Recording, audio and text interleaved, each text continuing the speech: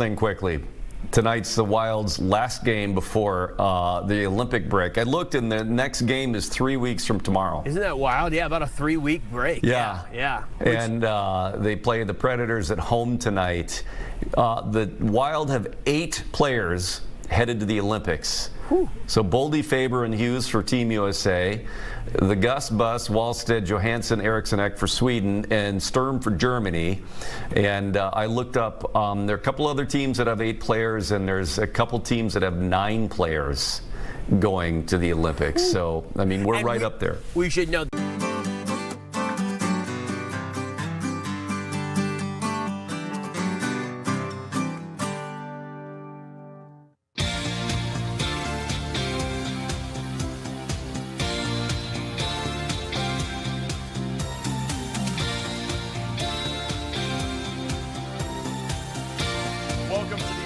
Shift. It is Wednesday, February 4th. I'm Adam Lorenz. I'm Max Fuller. We are going to be sending you right now to the Minnesota State Capitol, where a coalition of Minnesota school districts and educators have filed a federal lawsuit in U.S. District Court against DHS and ISA. Let's send it to the Capitol.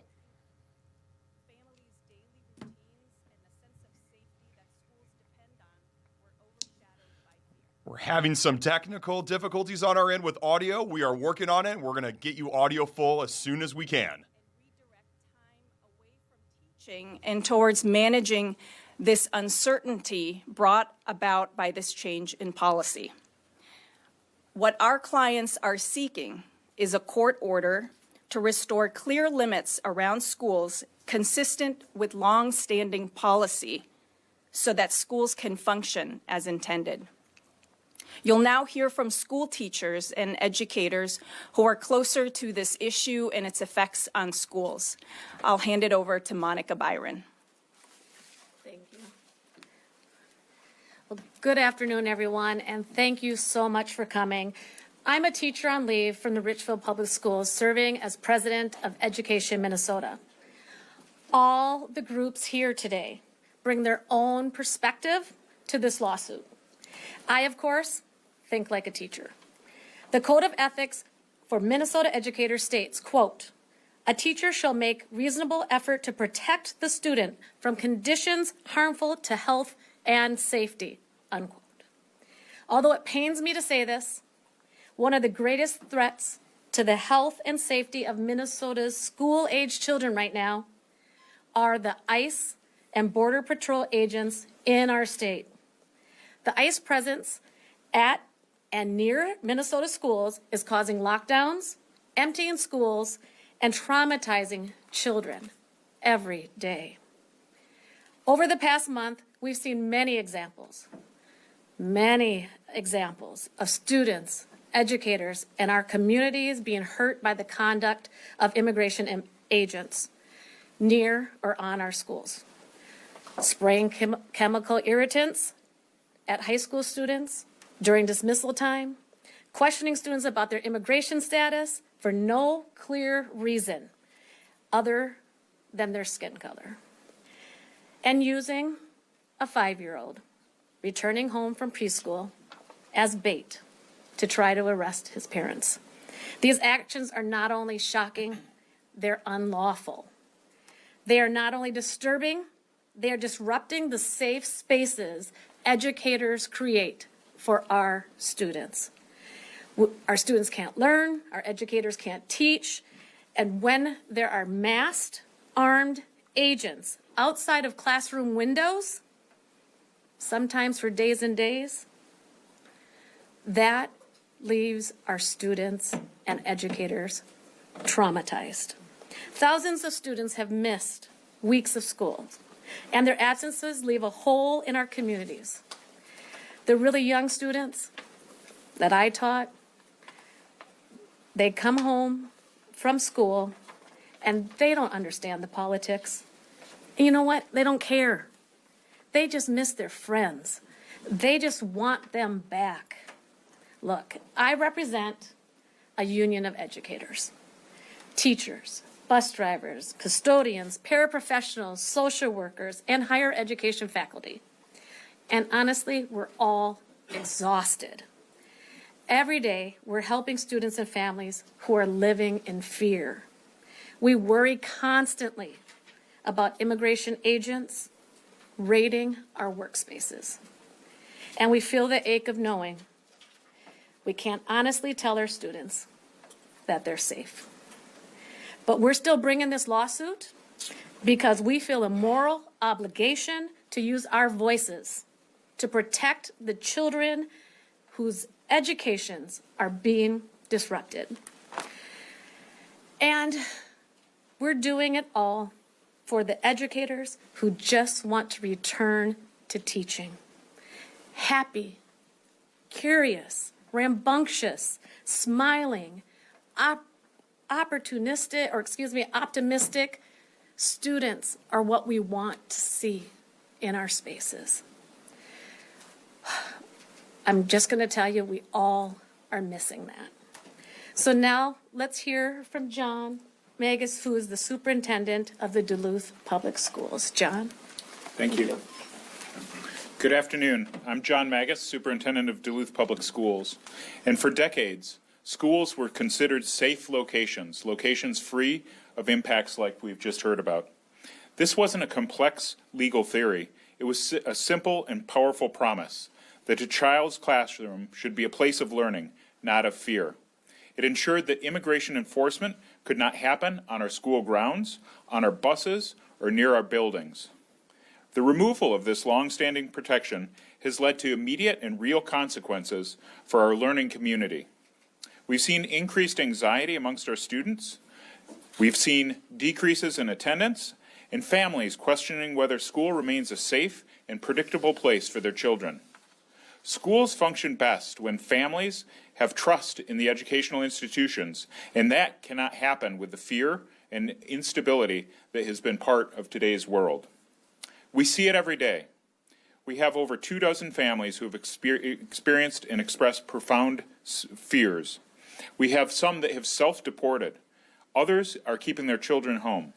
We have dedicated staff members of color who now carry their passports with them at all times, just hoping to avoid wrong detention.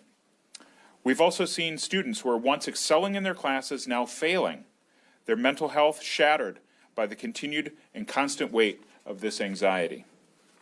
This is not an environment for learning that any of us accept, and we believe that this policy change is misguided and harmful. Now, some of you might ask, why is Duluth taking a lead in this? Why are we interested?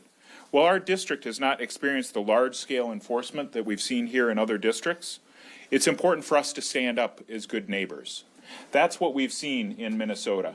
Whether it's in the streets of Minneapolis or whether it's the neighbors to the north in Duluth, we want to stand up for our neighbors here in Minnesota and across the country.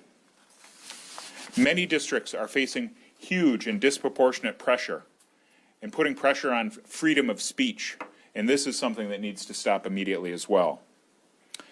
It's important that when many districts are unable to speak up because of this pressure, that other districts speak up on their behalf, the Minnesota neighbors that they deserve. We want to fight on their behalf and behalf of all students in the state of Minnesota. This lawsuit is more than just about our district or the districts that are signed on. It's about standing up for the fundamental principle that schools must remain safe and welcoming environments that are secure places for every child, regardless of their background or immigration status. And now I'd like to present Superintendent Brenda Lewis from Fridley. Thank you so much, Brenda Lewis, Superintendent of Fridley Public Schools. I'm actually going to abandon my pre-prepared talking points. So this morning, I had a glimmer of hope with the 700 ICE agents being immediately withdrawn, right? That glimmer of hope lasted maybe 3 minutes, and all of a sudden, John got a call from me at about 9:15 this morning, and this is how 600 of our elementary students were welcome this morning. We have 2 elementaries. This is how one of the elementaries started. 6 ICE vehicles. Now remember, there's more than one ICE agent per vehicle. One of them had 4 agents, came up and back, up and back, up and back, right outside of our school.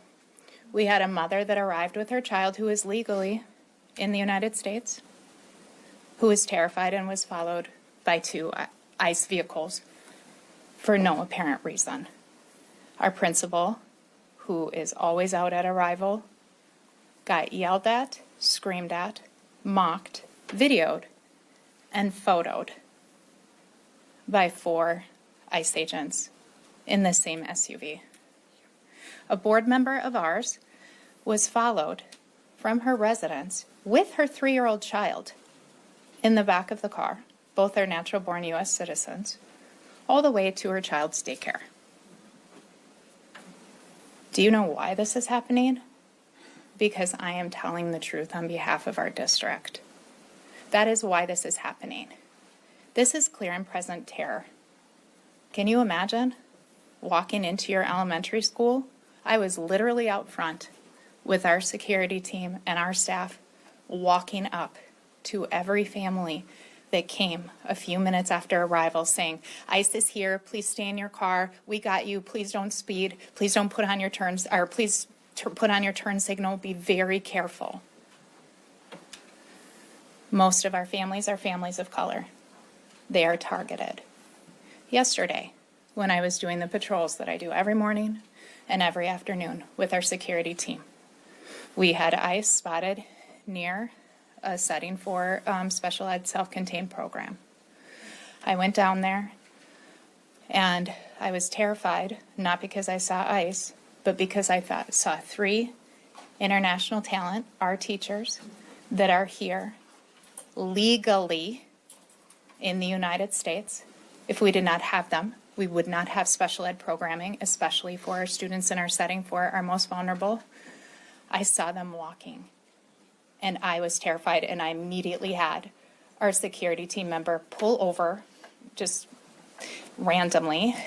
And I got out of our patrol vehicle, as I call it. It's a Chrysler Pacifica. I know, I wish it had a little more muscle, but yeah.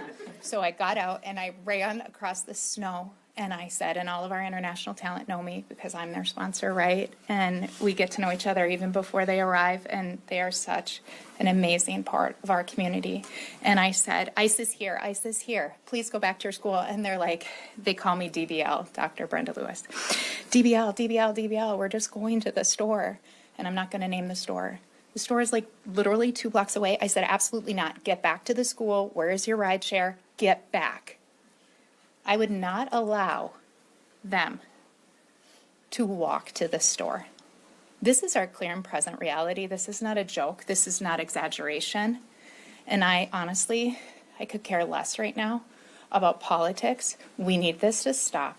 And we need this to stop immediately. And the theme that we have right now in our district is, thank God for Duluth. We got Duluth. So please believe us. Please honor. I invite any of you to come and help in my district. It is pure and present evil, and we are denying children the right to human dignity and basic safety. And our staff shows up every single day. And guess what? We had the call went out, and we had so many volunteers there sanctuarying our school today. And that's exactly what's happening now at all of our schools. Thank you for your time today. I'm sorry to introduce you. Hello, my name is Kristen Sinicariello. That's hard to spell, so that's Sinicariello. I'm a high school social studies teacher, a girls soccer coach, and a proud member of the Columbia Heights Federation of Teachers. Since Operation Metro Surge began, there has been monumental destruction and disruption to our student learning and our broader school community. Today, although Liam Ramos has returned home, 4 students from our district remain in ICE custody and detention. Dozens of students have had parents taken into ICE custody, and hundreds of our district families have been directly impacted by the violence that ICE has brought to our streets. The most obvious impact that ICE presence in our community has been on student attendance. When Operation Metro Surge began, many students stayed home or had spotty attendance. When the second semester began at the high school last week, students were offered an online option. About 300 students opted to stay home and take classes online, which is about 1/4 of our entire student body. This is disproportionately affecting our Latino students. Their absence is felt in the hallways, in extracurricular activities, and in the classrooms. Many students shared with me that they know that they don't learn well online, and they would rather remain in school with their peers and their teachers. However, regardless of the citizenship status of these students and their families, many are afraid to leave the house and come to school in person. Last week, many of us held our breath when President Trump and Tom Homan promised de-escalation. However, in the last week alone, we have seen ongoing violence towards our students and our community. On my way to work last Wednesday, I saw 3 ICE vehicles at a park near our school. A student in my AP World History class then arrived late to school, only to let me know he had been pulled over by ICE on his way to school and was going to spend the class period in the office with the counselors. Today, this student had his head down all of class. Fear for himself and his family have made him unable to learn. On Saturday night, our girls' soccer team forfeited a game because too many of the girls were fearful to leave their houses. A mother who herself often volunteers to drive all the players who are sheltering home, whose parents are sheltering at home, was herself then followed and menaced by ICE while her 2 teenage daughters were in the car with her. Just this Monday morning, 7 ICE vehicles were loitering in our student and staff parking lots at 6 a.m. before school began. None of this should be legal. This tension, fear, and violence permeate our communities every single day. Our staff and community have come together to provide food, assistance, and safe rides for students, but sometimes it feels that we are no match for the agents, their guns, their shiny SUVs, and little to no regard for public safety or following the law. I myself am a proud daughter of an immigrant father from South America. I'm a living testament to the value immigrants bring to this great state. I see myself in the students of Columbia Heights. These families are a blessing to our communities, and they place huge value in their children's education. Their children deserve the opportunity to learn and grow up in a safe environment that values them. As long as these actions continue, the federal government and ICE will continue to undermine our children's ability to learn and our capacity to serve them. ICE operations near schools must end now. Thank you. And I'll now introduce my colleague, Peg Nelson. Hello, my name is Peg Nelson, and I've been a teacher in the Columbia Heights School District for the last 33 years. I currently teach at Valley View Elementary, and I am a proud member of the Columbia Heights Federation of Teachers Local 710. Immigration enforcement activities had significant adverse effects on our schools. Many of our families are afraid to send their children to school. One day last month, we had nearly 200 students absent from our school of 570 students. On average, we now have 130 students absent because they're afraid to come to school. Our school population is 66% Hispanic. They are disproportionately impacted.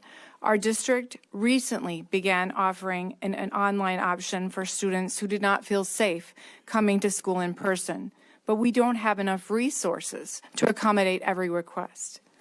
I fear students will fall behind because they are unable to safely attend classes.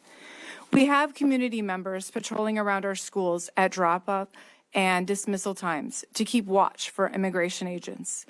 We had an incredible traumatic dismissal time in recent times, and we heard the patrollers blowing the whistles around dismissal, and one of our staff members went running outside.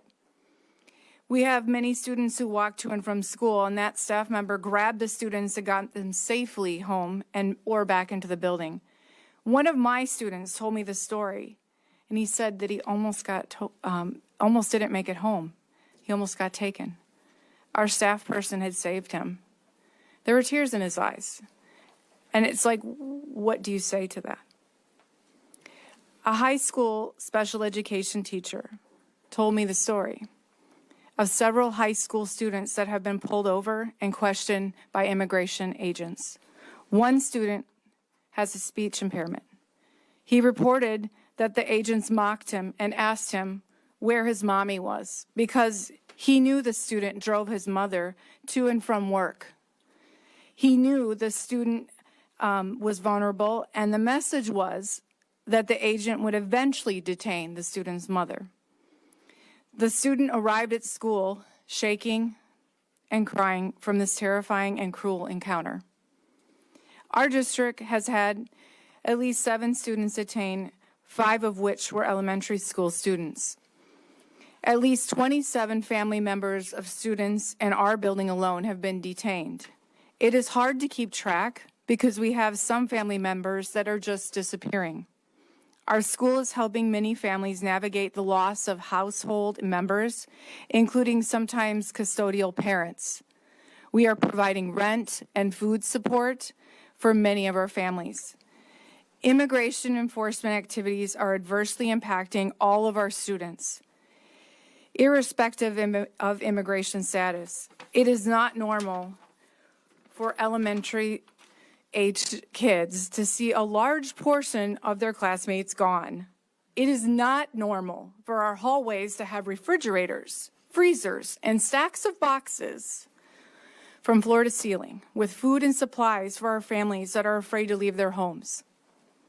While teachers are trying to maintain normalcy for our students, there is a level of fear that constantly permeates our buildings. Teachers and administrators who are delivering food to families that are afraid to leave their homes have been followed by immigration agents. Some of the agents waved and smirked at them as if to convey, "Now we know where they live." Their intent is clearly to instill fear in us all.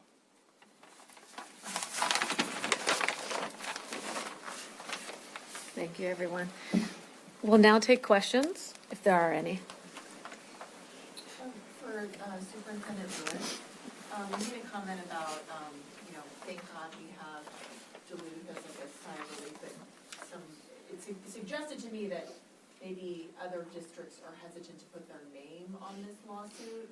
Can you speak to that, and is that a fair characterization, that some school districts are fearful to sign on? I mean, wouldn't you be? Last week, I was followed in the morning on the way to work. I was followed in the evening on the way from my office to a elementary school that's a reasonable distance away to a bingo night. 3 board members had ICE vehicles sitting outside their homes all day.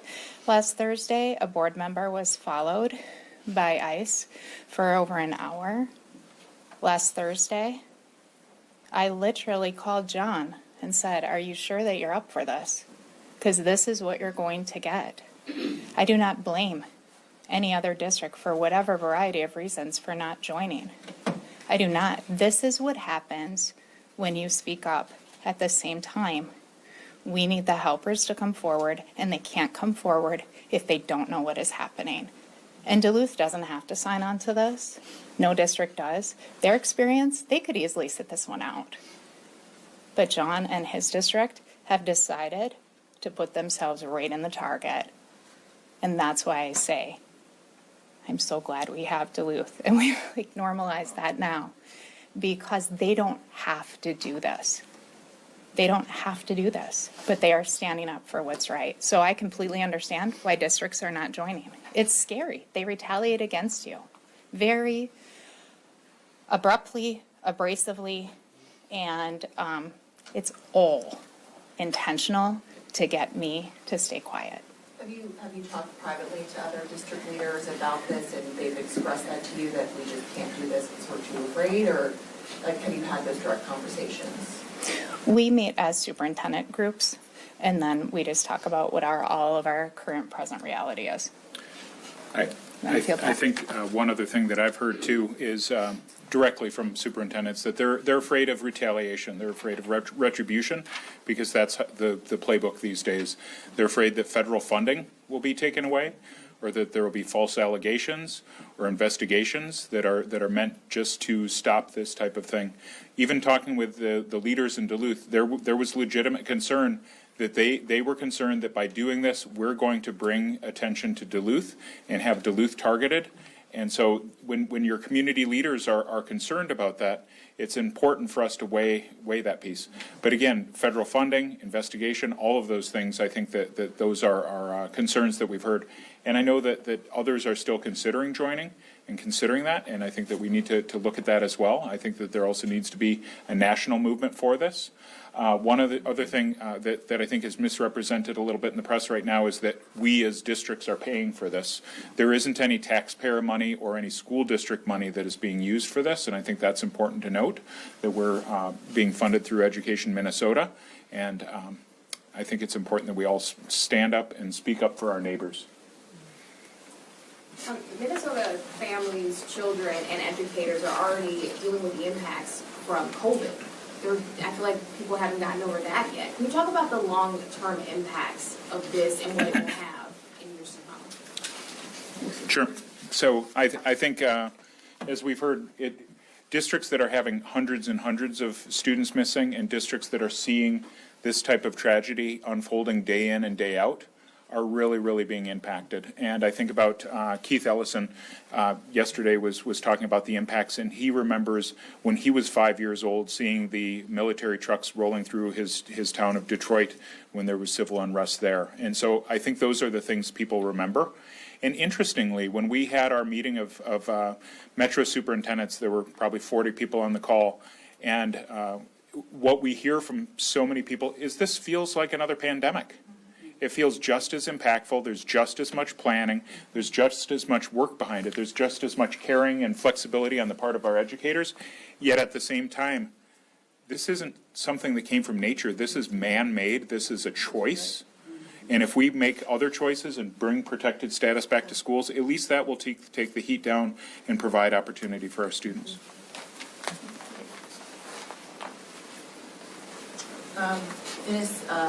I reached out to DHS for comment about this lawsuit and the policy and their decision to rescind the policy that you guys are would like to see restored.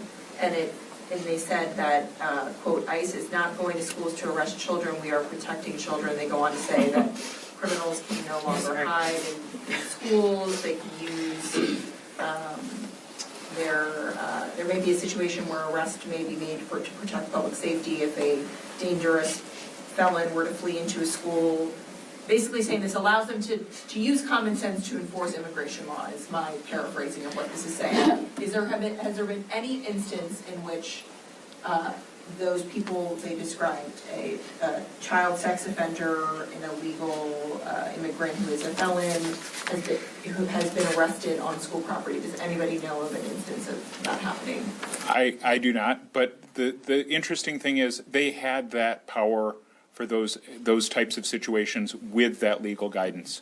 And I think it's a purposeful taking away of policy to create chaos, to create disorder, to create fear. It's not about having that guidance in place, it's about creating fear. And that's the unfortunate piece. Everybody here who's working, there's so much extra stress. You could have that in place. And I think protected status for schools, that's what this is about. But also when we think about protected status for hospitals, where people are seeking medical care or avoiding it now, or places of worship, or when you think about students and people who might be sex trafficked and are afraid to go to the authorities now because they're afraid of being immigration enforcement. I've talked to law enforcement officers who really are so frustrated with this as well because they've worked for years to put in supports for building the relationships, and they've all been eroded now. And so there's a lot of frustration by a lot of people. We're all about law enforcement. We're all about legal enforcement of important things, but we can do that with this in place. And I'd just like to make one quick correction. Education Minnesota is not paying for this lawsuit. We have been fortunate to have 2 law firms that are doing this work pro bono. So I just wanted to make that correction.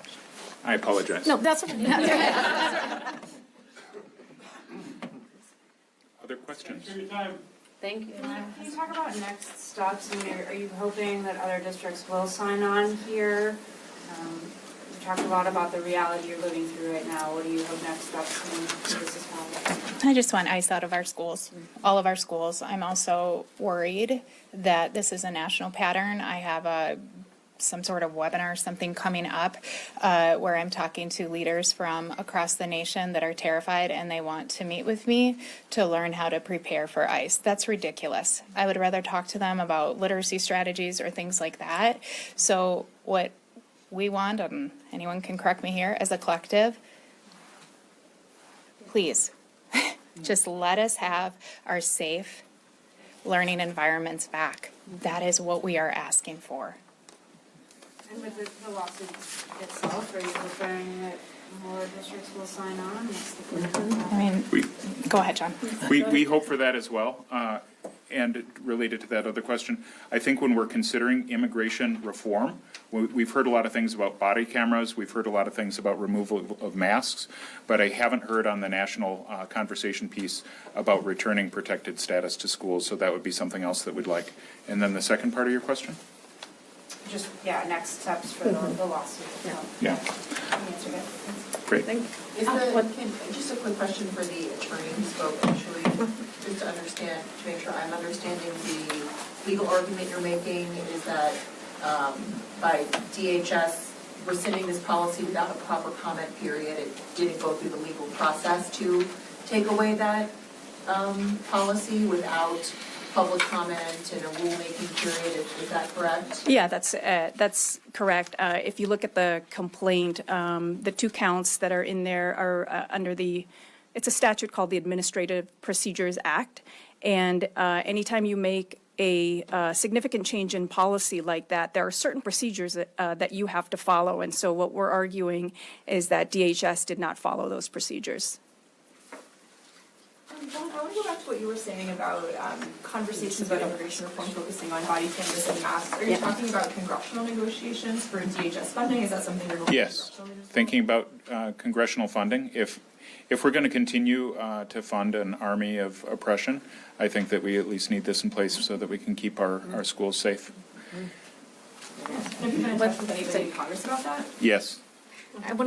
And because of time, I want to thank everyone for coming. And if there are any further questions, they can be answered outside in the hallway. So thank you again. Thank you. Thank you all. You just watched educators and superintendents from across the state all kind of coming together and filing a lawsuit against DHS and ICE about ICE's presence in and around schools. Yeah, I thought it was very evocative, just speaking on the various effects that ICE's presence is having, not only on the children of the school, but the staff and the parents as well. We saw Dr. Brenda Lewis, Peg Nelson, among many others, just describing various encounters that students have had with ICE and just horrifying,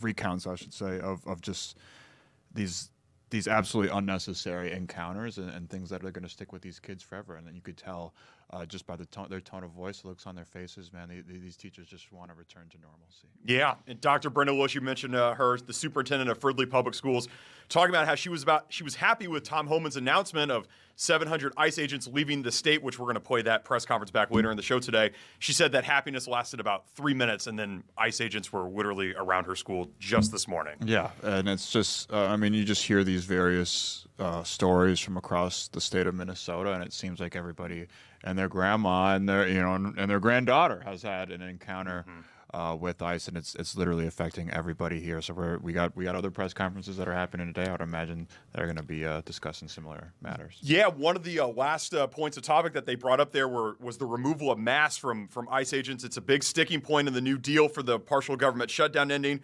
It's a great segue into our next segment here. It's the St. Paul City Council. They're considering a city-level ICE mask ban. We haven't seen anything like this yet before, I don't think. Yeah, it would be a huge step. It'd be a win for the people of Minnesota, so people can know who these federal agents are, and maybe they will feel a little bit less tough with their faces covered. Yes. So we're going to go to commercial, and when we come back, we're going to monitor that St. Paul City Council meeting, and we'll see where we go. But stick with us. We got a full hour and a half left here on the afternoon shift.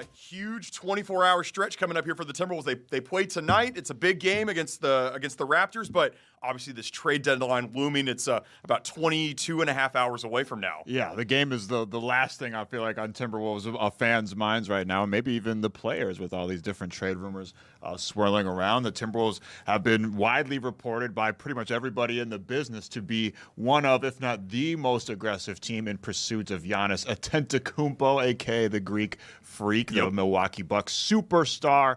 I think multiple-time MVP, at least two-time MVP. Yep. One Defensive Player of the Year, former Finals MVP. Yep. And took the Milwaukee Bucks to their first NBA championship in over 50 years, or about 50 years, just a few years ago. We haven't really seen him as much over the last couple of years because he's been super hurt. So I think a lot of people forgot.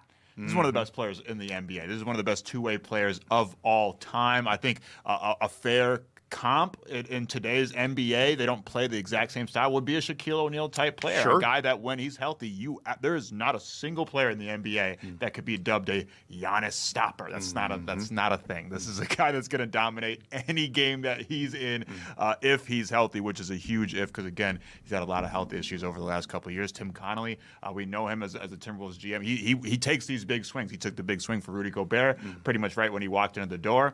It left a lot of us scratching our heads at the time, but obviously I think it's fair to say that it worked out pretty damn well for the Minnesota Timberwolves and Tim Connolly, and so they've been in aggressive pursuit of Giannis because this is if you got a chance at this guy, I'm sure all 30 teams in the NBA called the Milwaukee Bucks. The Milwaukee Bucks probably called themselves. They're like, wait, you got Giannis? Oh wait, we got Giannis. So that's how good of a player that he is. And the Timberwolves don't necessarily have the assets that some other teams have, but the Milwaukee Bucks, and I'm going off of people's reporting here, they want to do right by Giannis, right? He's the greatest player in Milwaukee Bucks franchise history. They don't want to have the negative PR of just shipping him off somewhere for the best deal. They want to do right by him and send him somewhere he wants to go. And what's being reported is that he would like to go team up with Anthony Edwards or possibly go down to Miami and play with the Miami Heat. So it really just depends on what Giannis wants. If realistically, and this is not just me being biased, being a Timberwolves fan, this is just me looking at the NBA landscape right now. If Giannis Antetokounmpo wants a chance at another championship in the waning years of his career and when he's still going to be at his peak, he should go with the Minnesota Timberwolves. He has a way better shot at winning with the Minnesota Timberwolves. If he wants to just live a lavish lifestyle in South Beach, be on the beach, I know he's a family guy. His family's living over in Greece right now. If he wants to just chill, make a bunch of money, and live in Miami, then roll with the Heat, brother. Yeah, and I know yesterday the Timberwolves, they traded away Mike Conley. I know you had a close relationship with him. You had interviewed him a couple of times. Yeah, for sure. Yeah. I wouldn't say we were close. I don't know. Mike Conley would probably be able to pick me out of a two-man lineup. But I mean, maybe. Maybe. I don't look exactly like everybody. But yeah, Mike Conley, super respectable dude, humble dude, intelligent dude. And I don't think it's an overstatement or exaggeration or hyperbole to say that he is one of the core players that helped turn this franchise around and helped guide this franchise to 2 straight Western Conference Finals. He was the quote-unquote adult in the room on a team full of young guys, up-and-coming guys over the last couple of years. And really, you'll remember we were just talking about when the Timberwolves first traded for Rudy. It was an awkward start to that at the beginning because you had Karl Anthony Towns that you're trying to balance with, and then Karl Anthony Towns gets hurt for like 50-something games. Enter Mike Conley, who was kind of the Rudy Gobert unlocker. They obviously played together in Utah as well.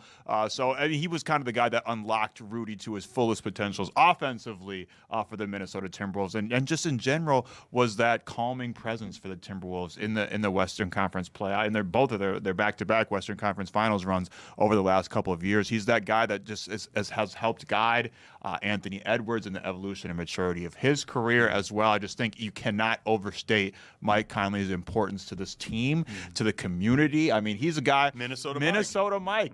You know Minnesotans by now. We don't just claim people as our own. You know, we don't. A lot of states might want to do. Oh, well, this guy he lived here for years. No. We don't do that in Minnesota. We don't got a whole lot of people to claim, but we gonna claim the people that's from here. You don't just get a moniker like Minnesota Mike unless you mean something to the people. From day one, it felt like Mike Conley was one of us.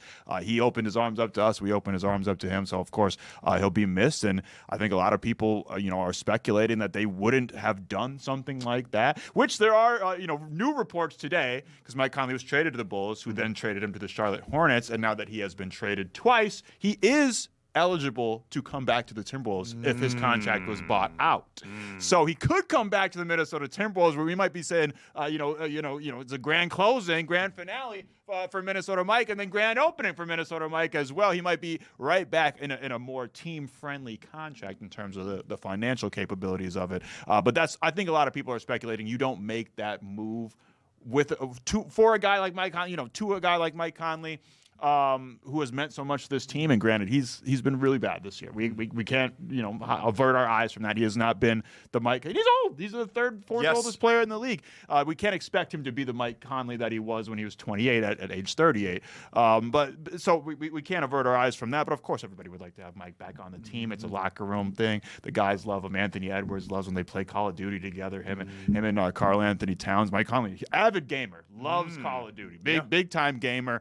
So maybe they could bring him back around in a more team-friendly deal. But that move, you don't make that move unless you're pretty sure that you can make another move. Whether that be Giannis Antetokounmpo, there's some rumors floating around now that the asking price for a Grizzlies superstar point guard, Ja Morant, has significantly dropped. They parted ways with Jaren Jackson Jr. yesterday, traded him to the Utah Jazz. They're ready for a full-on rebuild. They do not want Ja Morant to be a part of that rebuild. He's obviously been the face of that franchise for the last couple of years, at times for better, but more so for worse. Yes. And I think they're ready to move on from that PR nightmare that's been. And the Wolves did, there was early reporting a couple months ago the Wolves called about Ja Morant, but then said, no, we're not really going to pursue that. But if the asking price has significantly lowered, you might want to look for maybe a Minnesota and Ja Morant move. And reports are saying that he would like to come here or Miami. The question is, does Minnesota want him? That's right. We are monitoring the St. Paul City Council, but before we get there, just your pick for this game tonight. Toronto 30-21, fourth in the Eastern Conference. I mean, look, this is a team that, in theory, could be there. One of the last few teams standing in the NBA this season. The Timberwolves a slight favorite tonight, 2.5 points in Toronto. Big game for the Timberwolves. They've won 4 of their last 5, but they lost their last game against the Grizzlies. And at this point of the season, when you're in the Western Conference and you're in the bunch that the Timberwolves are in, every game until game 82 onwards is a big game for the Minnesota Timberwolves. You got to stack these wins, especially against a Raptors team that is just okay. They're not one of the best in the league. Weirdly enough, I remember this from a couple of years ago. The Wolves, they've played 30 games ever on the road in Toronto. They've won 4. 4 and 26 record in Toronto. In Toronto. It is baffling. Something about going to customs. Inexplicable. Yeah. The Toronto Raptors haven't been this dominant force. And there's no reason for them to have such a lopsided record against the Minnesota Timberwolves. Yeah. But that is the case. I remember writing something a couple years ago, like they had just gotten their first win ever. That's crazy. In Toronto or something along those lines. So it's been a pretty lopsided record here in terms of on the road record against the Toronto Raptors. So hopefully they can get win number 5 against Toronto tonight. But it'll be interesting, and it'll be telling to see who plays and who doesn't play. That'll kind of tip our hands and tip the team's hands on what trades might be going down and what trades might not be. If you see Jaden McDaniels in the lineup today, I think that's a pretty good sign that he's going to be on the Timberwolves moving forward. But maybe possibly not Julius Randle or Rob Dillingham, who both have been their names have been frequent in pretty much every trade talk that they're involving the Timberwolves. That's right. Just 2 days ago, the Timberwolves are at that 5 seed. Now with that one loss, they drop all the way to the 7 seed. So that's how tight it is in the West. Literally all these games matter. So it should be fun. 6:30 tonight. The Timberwolves at the Raptors. Yes, Paul, sir. let's bring you in here. I know you've been monitoring this St. Paul City Council meeting about the ice mask ban. What can you tell us? So one thing I can tell you is that they are currently discussing a moratorium on gas and energy prices. It's been proposed. There's someone from Ward 6 who is currently a resident of Ward 6 who is currently talking about what that would mean. We can take a dip into that and have a listen. It is relevant, obviously. It is talking about making sure that people don't have their gas and energy shut off during this metro surge. Let's just take a listen right now. Yep. Must protect our neighbors, including applying pressure on those who can help. Thank you. Thank you very much. Welcome up. Sure. Thank you. Hi, I'm Jean Comstock. I live at 729 East 6th Street, and that is Ward 7. And I wanted you to know that we are fully supportive of this resolution also, and thank Councilmember Yang very much for bringing it up, and Mike for his and others' work on it. I don't need to tell you what's going on in town, you know. And I cannot imagine going through all of that and then still having to wonder, am I going to be able to be warm tonight. We've had too much of that. I thoroughly hope that you will pass this and support it. Thank you all. Thank you so much. I'll take that as a motion from Ms. Yang for approval, and I'll look to... Oh, I'm so sorry. Did you want to move a version 2? Yeah, let's do that. I'll return to me. Okay, sorry. A little bit of choreography here.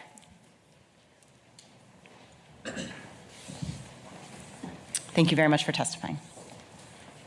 Ms. Yang, did you want to move a version I'll 2? do that.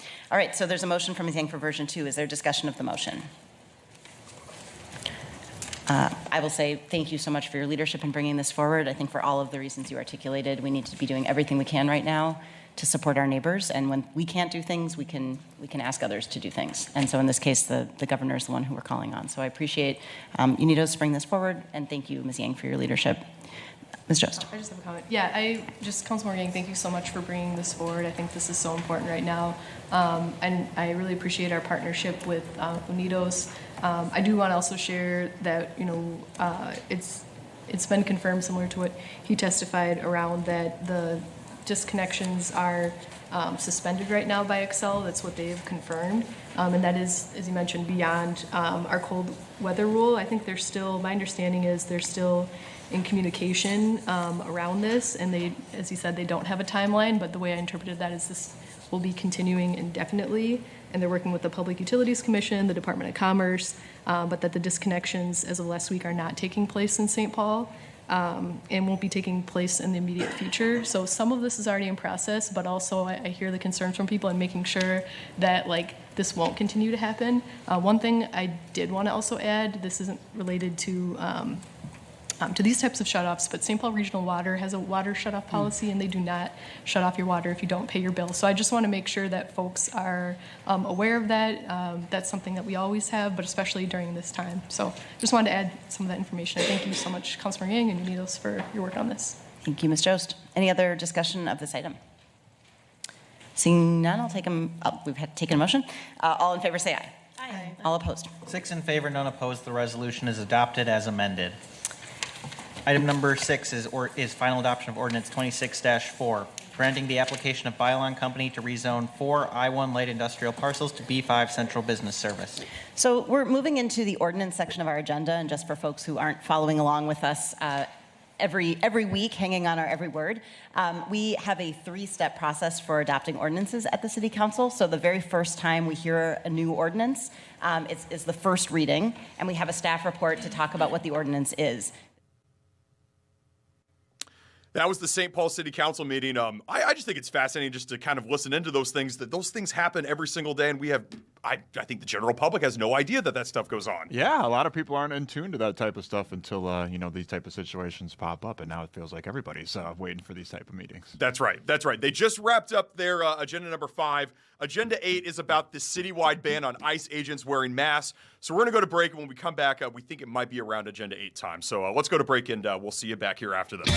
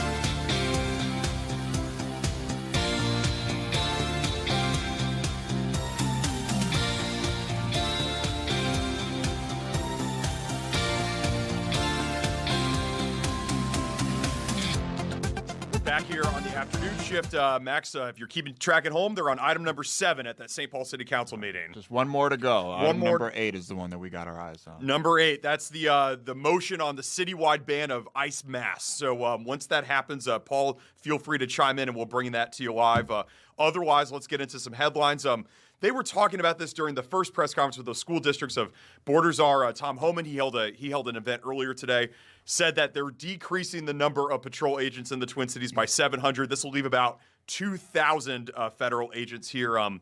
Seems like a step in the right direction, I would say. Yeah, I think ostensibly it certainly does. It's obviously still, a prolific amount of federal agents patrolling around Minnesota. But I think the reduction is. I would like to think that is a step in the right direction. But obviously, still a lot more work to be done. Yes, and we've understood that there are about 1,000 more or less sworn-in officers in the cities of Minneapolis and St. Paul. So still 2 times the amount of officers in the Twin Cities as there are ICE and CBP agents still here in the Twin Cities. Yeah, which seems completely ludicrous to me and a lot of the other residents of Minneapolis-St. Paul and the rest of the Twin Cities and the greater Minnesota area as well. So hopefully, this and they cited, more cooperation and whatnot, whatever needs to be done. Hopefully that can get done and we can keep this reduction happening.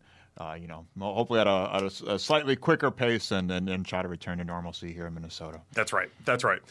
After the St. Paul City Council meeting, we're going to be bringing in Fox 9 reporter Rob Olson to talk about the GOP caucus that was held last night. Lisa Damath, the Speaker of the House, she is the winner of the caucus. The caucus just basically there's not really anything official about it. It's just a popularity contest. But now it seems the front runners for both the GOP and the DFL are both women, Lisa Damath and Amy Klobuchar, which would mean, in theory, if they both receive their nominations, Minnesota will essentially be guaranteed its first woman governor either way. So history to be made this fall. Yeah, for sure. And the DFL was touting that at least 30,000 in-person attendees yesterday for the DFL, which is a historic turnout in the midst of everything that's happening right now. So clearly, it's spurring these current events are spurring people to action here in the Twin Cities. That's right.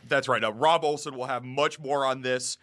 After the St. Paul City Council meeting, we think around 4:10 that'll happen, and I'm just excited about the history that we could see happen here in the fall. That should be great. Finally, editors at The Nation magazine have nominated the city of Minneapolis for the Nobel Peace Prize for its response to the ongoing federal immigration operations.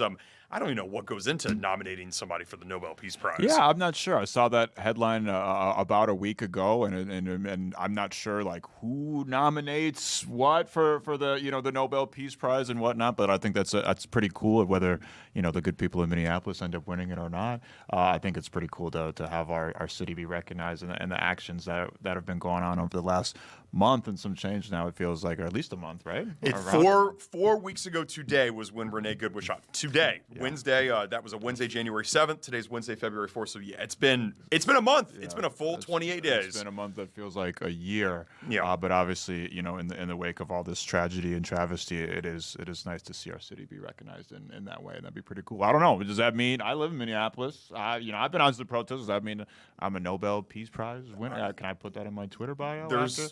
You could add yourself to the list of all the famous people that have won it. I think so. Our president was just given one too. Dr. Martin Luther King Jr., Max Fuller. I'm just saying, celebrate me. It's February. Yes. So celebrate me. We're trying to get executive editor of The Nation, John Nichols. We're going to try to get him on the show Friday to talk about this. We're working on it behind the scenes here. So that will be cool. Awesome. We are still in a holding pattern for the St. Paul City Council meeting. I'm going to put you on the spot here, Max. Sure. You mentioned it's February, Black History Month. Yeah. I know we've had a number of breaking things, whatever. Is there one person maybe you'd like to highlight today on this Wednesday, February 4th? I know that's a pool of candidates. There's so many different ones. Off the top of my head, I'll say Toni Morrison. Toni Morrison, one of the greatest writers that America has ever produced in its history. One of the greatest writers in human history. A woman that didn't even write a book until I believe she was in her 40s. She never had a book published, and then went down. I mean, I literally, the first time I read Toni Morrison, I was about 30 pages into this one of her great novels, maybe possibly even her magnum opus, The Bluest Eye. I was about 30 pages in. What does magnum opus mean? I mean, her best work. Her best work. Yeah, Okay, all right. It's kind of like a phrase for, it could be used in any type of creative way, or even non-creatively. Just, this is my best work. This is my magnum. I like that. My magnum opus. And I had to put the book down, and I seriously just sat there for a sec. I took my glasses off and just went, Is this the greatest writer I've ever read in my life?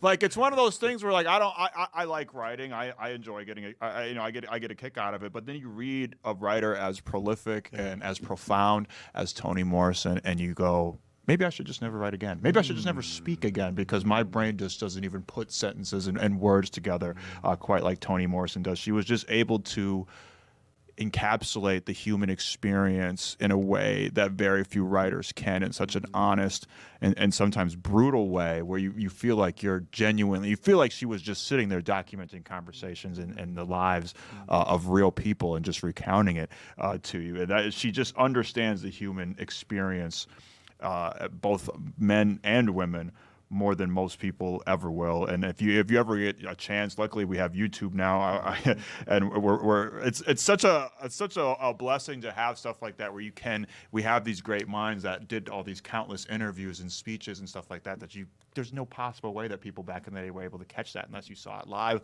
And you're able to just kind of go on YouTube and watch a Toni Morrison interview, man. The way that she looks at life and the things that she's been able to kind of pull from her experience it's just absolutely incredible. And again, just so incredibly profound, so revolutionary, the way that she depicted women, in specifically black women in her novels. I mean, seriously, Toni Morrison is one of the great people that and listen, I literally don't remember having required reading of any black author when I K through 12, not a single one. Maybe sometime during Black History Month, but I think we got item number 8 coming up. Yeah, magnum opus. I learned a new word today. I like that a lot. Let's go to, this is the live St. Paul City Council. They're talking about mask bans on ICE agents. Let's listen in. My children will be very pleased to watch the recording of this and see what you did there. I saw it. 26-7. No comment. I want to start 8-9. I won't be using the slides right away, so I figured it'd be good to just start with a brief introduction. My name is Tim Greenfield. I'm the Chief Policy Officer for the City Council. Thank you, Council President and Council members, for the opportunity to present today. I'm here for the third straight week to present on the City Council's immigration-related enforcement ordinances and ordinances that generally speak to the conduct of law enforcement in our city. As the legislative body of this city, the City Council is empowered to create and make changes to our city's laws, which include both the city charter, as Councilmember Yang noted, our administrative code, which dictates what actions our city staff can take, and our legislative code, which applies to the public living and working in our city limits. The city has committed itself to meeting the needs of our city's people during this time of crisis, including updates to the city's existing separation ordinance. However, based on the phased approach that was agreed upon by this council and moving ordinances based on their legal durability and their readiness to move forward, this is the third in that phased approach to recognize the need to address certain conduct that we are seeing in our community. So I want to, before I dive into the details of the ordinance, kind of highlight 4 major arguments that exist within the whereas clauses to kind of give a little bit more detail to the rationale behind a requirement for law enforcement to conduct their operations without a facial covering. The first argument is, up until 2025, it was very rare for common police practice to be conducted without mask or facial covering. Only tactical or very specific special situations would exist across the country, across a variety of different circumstances, including those that put officers in danger, which did not necessitate the need of a facial covering. This is the main source of alarm that has been raised by cities like ours and states in the legislation that they've enacted to address this alarming rise in masked law enforcement operations and the threat that it poses to public trust and public safety. The second argument, the reason why a mask a facial covering requirement ordinance in the city of St. Paul is appropriate is that it's consistent with Minnesota state law and Minnesota history requiring that individuals not wear a mask to conceal their identity. And in fact, it's been a law of Minnesota statute for over 100 years, enacted in response to Ku Klux Klan activity across the country, built in with an intent requirement initially that Section 609-735 makes it a misdemeanor for a person to conceal their identity in a public place with a robe, mask, or other disguise unless certain specified exemptions apply, including things like Halloween costumes. The idea is the disguise of one's personal identity is something that's already reflected in state law, is already an expected practice of everyone that includes law enforcement. The third thematic argument is more of a general, there will be a question of whether this is a constitutional act, given that the potential agents that are, or potential officers that are applicable to this ordinance include federal law enforcement. However, first, a demasking requirement is not inconsistent or does anything to take away from the federal government's authority to enforce federal immigration law. Second, immigration enforcement operations up until 2025 were conducted without a mask. This is reflected in their rulemaking authority where they require ICE agents to identify themselves at the point of making arrests. So existing codified practice has not enabled them to wear masks or authorized or required them to use a mask. Rather, it's a new practice that's emerging, and there's no regulation speaking for or against it. And given that environment in which it poses a very real threat to public safety, as laid out in the second part of the whereas clauses, the city is not doing anything in this ordinance that would undermine the ability to conduct those operations as they had done so before 2025, before this ubiquitous use of masking and the terror that it caused ran rampant over our community. So those are the three major thematic buckets. The fourth is more of a substantive policy argument. And I think it, in addition to the claims that were, in addition to the arguments that were advanced last week regarding the visible display of insignia, about a person on the street or a resident calling for assistance needs to know with whom they are interacting. The same applies for being able to visibly identify an officer and their facial characteristics. So there are a variety of reasons laid out in the ordinance language itself that specifically identify the threats posed by masking. The first is the implications for public perception, officer community interactions, and accountability. When individuals purport themselves to be in law enforcement, an easy way to impersonate law enforcement would be to conceal your face. We in Minnesota know the tragic history that's connected to that activity, and we know that the rampant use of it by certain law enforcement make it questionable of who is legitimate and who is not legitimate. Visibility of another's facial features is also important to understand. Facial, body language, verbal and nonverbal communication, which are essential tools for law enforcement. They have to be able to interact, understand, communicate, and incorporate that in their dialogue with whoever they interact with. Three, preventing other law enforcement officers from identifying other masked law enforcement agents in the city poses a very real public safety threat to our own officers, the St. Paul Police Department, especially when both officers may be armed. So if one officer is armed and masked and unable to identify or produce those credentials, there is a very real dangerous situation that exists at that point of contact.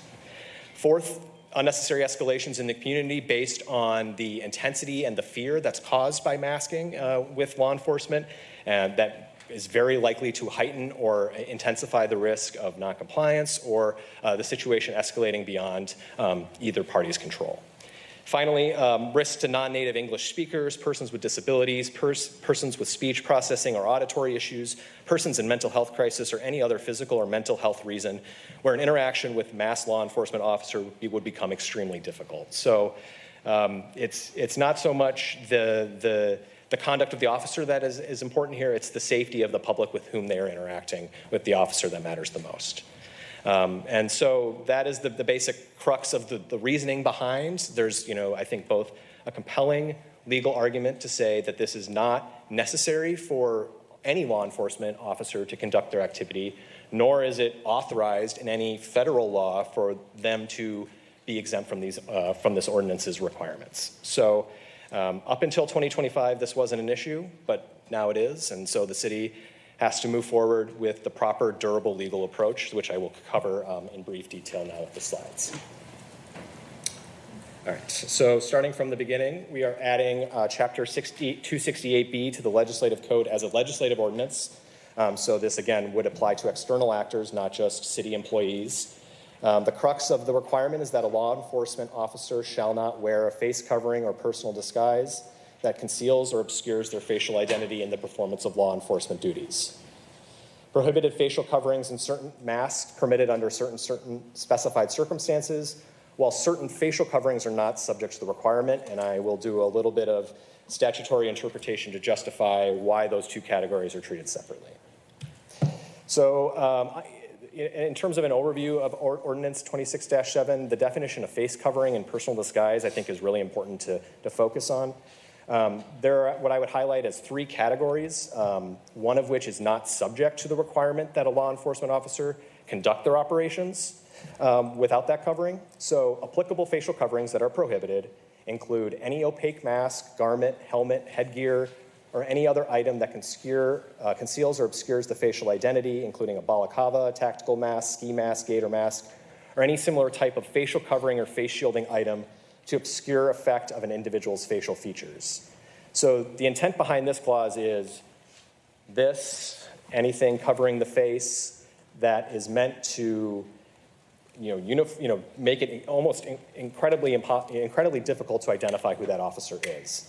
And the final catch-all at the back of that language makes it clear that there is a distinction between what is not applicable, meaning not subject to the prohibition includes an N95 medical mask, a surgical mask, or transparent face shield designed to transmit or protect against the transmission of disease, or any other mask, helmet, device, air purifying respirator, full or half mask, or self-contained breathing apparatus necessary to protect against any toxin, gas, smoke, inclement weather, or any other harmful or hazardous condition.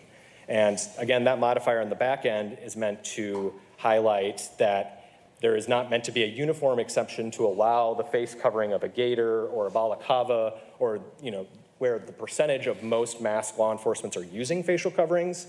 Rather, it's supposed to identify very clear health and safety situations where a face covering isn't considered a mask and isn't subject to the applicable requirement. So I think those categories may be all lumped together to say there is, a potential way to say because of the weather that they are not able to, that they were justified in wearing a balaclava. This would say that there has to be, a hazardous or harmful environmental condition related to that inclement weather, and it's related to a medical or health and safety reason, not just a carte blanche, it's cold outside type of situation. Other definitions include law enforcement agency. This is consistent with the language of Ordinance 26-6, the visible display of insignia, as well as law enforcement officer, so we have consistency across categories, as well as the definition of law enforcement duties, of which the requirement is to apply. And then finally, there are exceptions to the requirement to not conduct law enforcement operations with a facial covering, and those are specified here.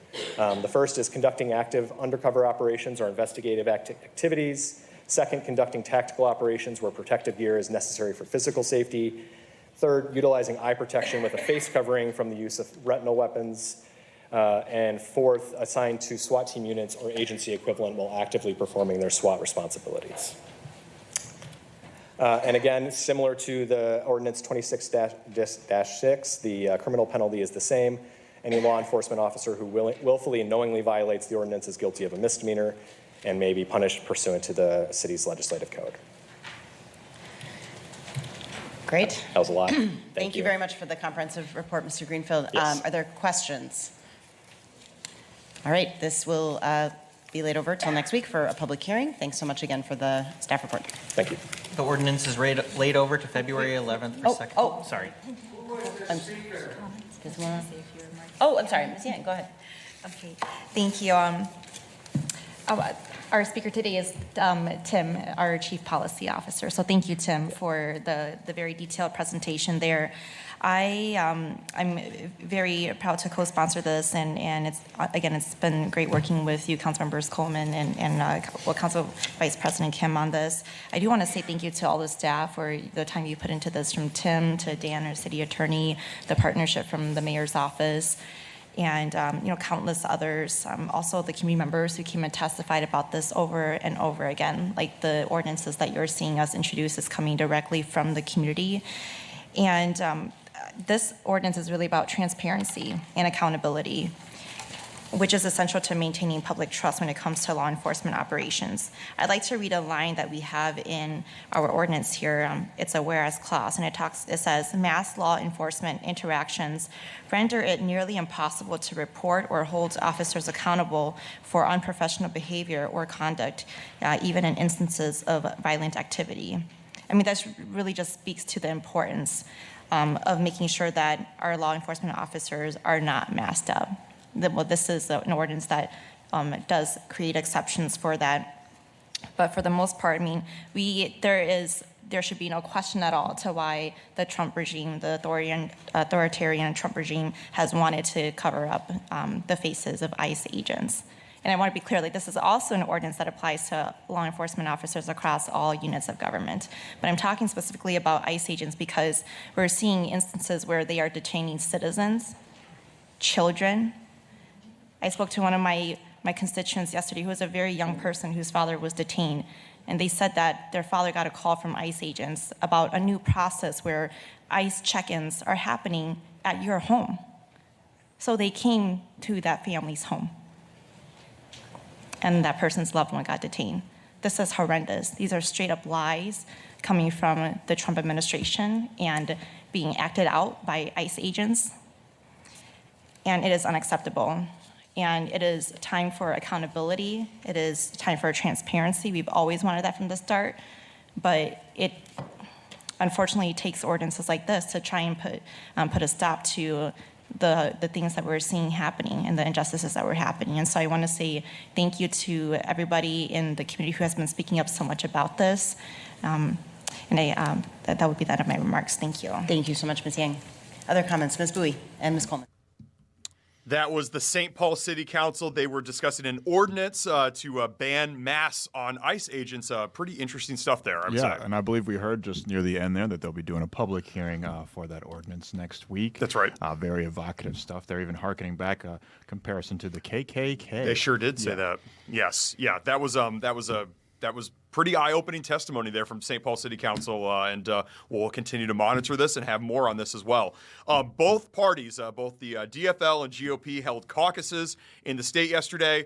We got our very own Fox 9 reporter and anchor Rob Olson in the house to break all this down with us, coming up right after this commercial break. Don't go anywhere.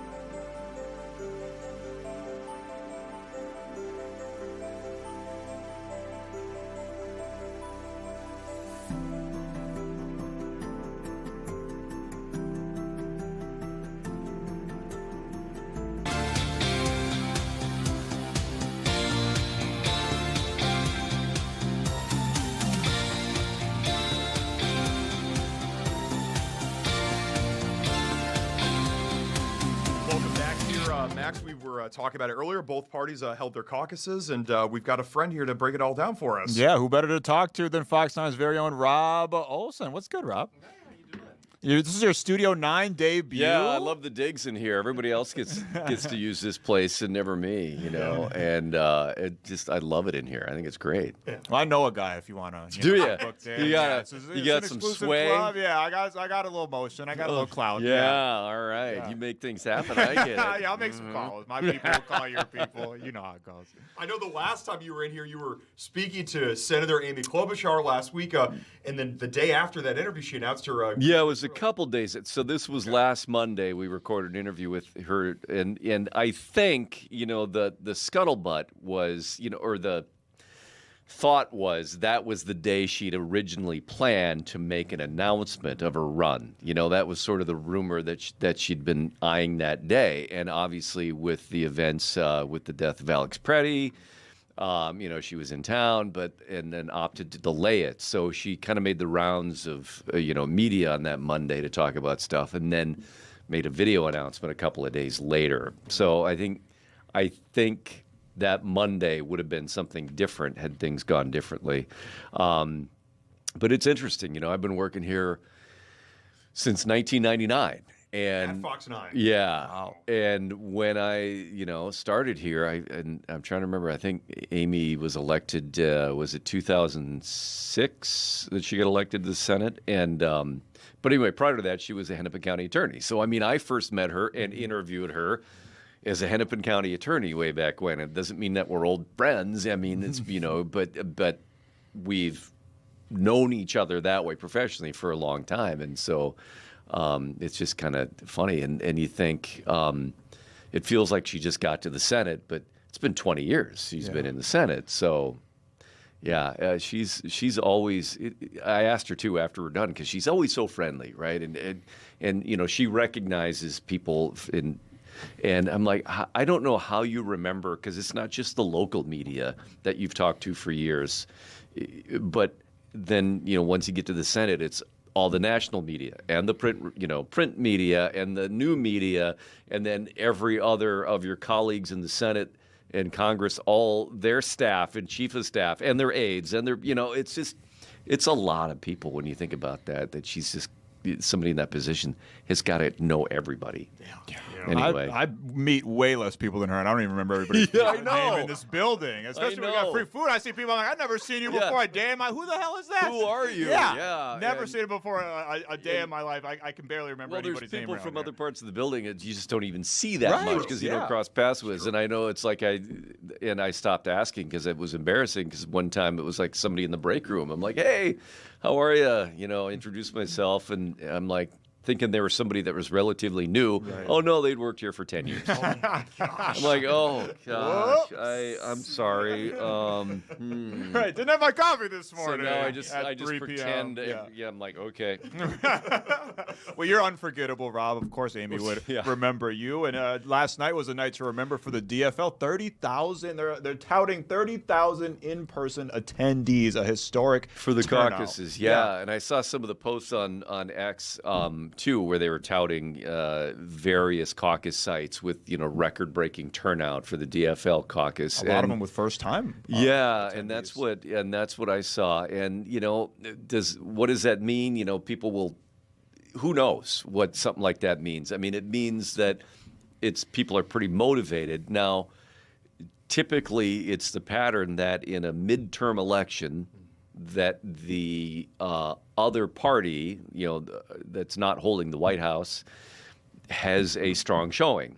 And it just seems to be the case no matter who's president, the opposition party has a strong midterm. There's always that back and forth. So, I mean, it could be that. Certainly the Metro Surge has motivated a lot of people on the Democratic side of the aisle to get more involved, you know, where it turns out. I mean, I haven't seen them put out the results yet of anything with the Senate candidates, but, you know, when they put out their polling for the gubernatorial candidates, shocker, Amy Klobuchar won that.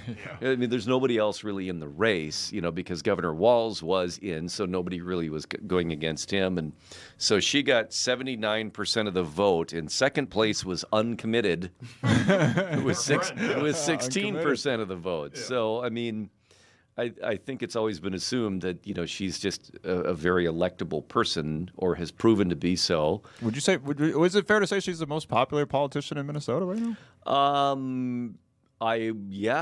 Yeah. I guess I've never, thought through the list, right?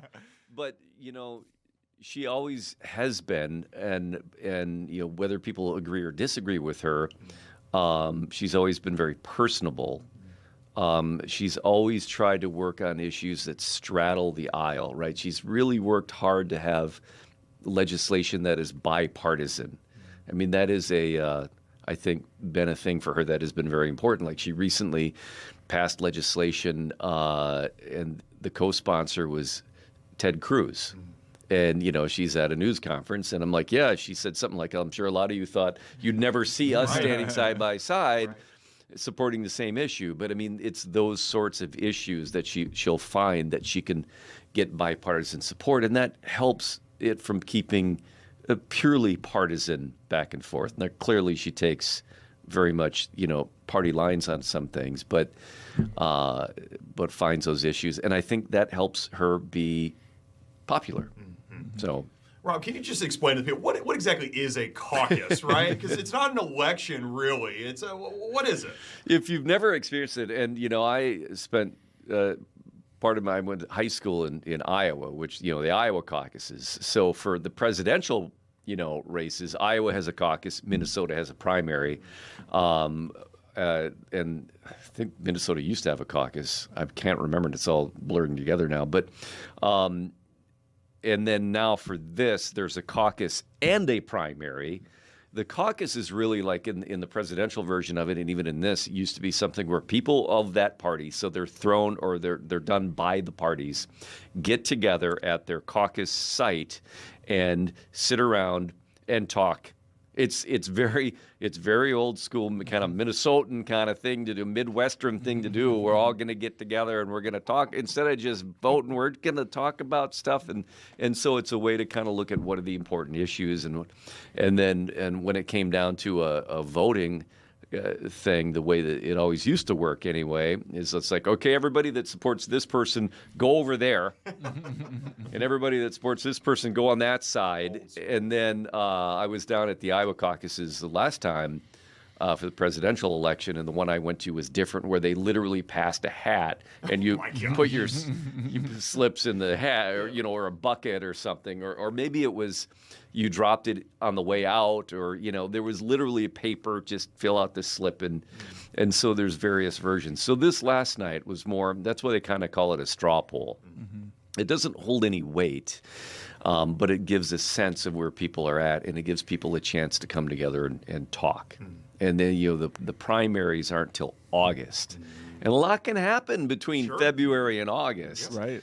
Other people could jump into, she could get a Democratic challenger, rival. It's probably unlikely, or there could be an independent person. But yeah, she looks to have that probably pretty sewn up. Certainly she's going to get the endorsement from the party. On the Republican side, I think there was a surprise there.